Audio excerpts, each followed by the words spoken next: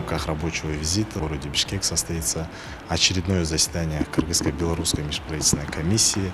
На заседании будет рассмотрен практически полный спектр вопросов нашей сегодняшней двусторонней повестки, начиная от торгово-экономических взаимоотношений, заканчивая культурно-гуманитарными и другими направлениями. Особое внимание будет уделено вопросам сельского хозяйства и промышленности. Вы знаете, белорусская сторона, Республика Беларусь обладает очень большими компетенциями, большим опытом на сегодняшний день в данной сфере. Также большим потенциалом обладает и Кыргызстан. Поэтому есть много вопросов, в которых мы можем найти точки соприкосновения совместно.